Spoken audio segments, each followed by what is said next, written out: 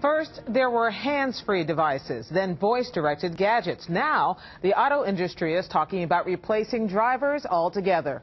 Technology is certainly moving in that direction. We sent special correspondent Steve Goldblum to Las Vegas to check it out.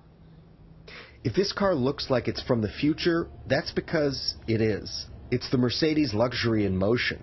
With inward-facing seats and gesture recognition technology, it was drawing a crowd at the Consumer Electronics Show this month in Las Vegas. Some 20,000 tech products were launched at CES this year, from recreational drones to smart kitchen appliances. But one of the most buzzed-about showings was a preview of the driverless car. This is a pretty big deal for us. Jensen Huang is the CEO of NVIDIA, a Silicon Valley-based technology company that unveiled the Tegra X1 superchip, a brand new computing platform for cars. One of the biggest revolutions going on right now is the building of and the creating of the autonomous driving car. Just a few years ago, NVIDIA was at CES showing off their high-speed processor for video games on Xbox. That expertise has now found its way inside the car. We're here to announce a supercomputing chip. You will be able to recognize ambulances and fire engines and pedestrians and all kinds of conditions that you confront while you're driving. And while most cars lose value the day you drive it off the lot, connected vehicles are expected to improve with age. In the future, we're going to have all cars be connected, and it will be connected to the cloud. You'll get software upgrades over time, and as a result, your car gets better and better over time. Automotive has always been about the looks and the horsepower of the car. We're moving more towards a software-defined car. John Absmeyer runs the Silicon Valley lab for Delphi Automotive, one of the world's largest automotive parts manufacturers.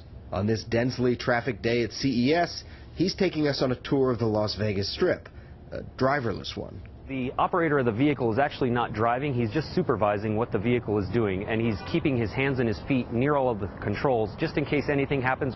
Our driver, or should I say supervisor, is ultimately responsible for the vehicle's safety, but the car itself had to pass a standard driving test just like the rest of us. We actually had a Las Vegas DMV administrator giving us an exam to make sure that the vehicle performed safe and as good or better than a human. The system is taking information from about 20 different sensors and then determines where to drive the vehicle. That's sort of like navigation.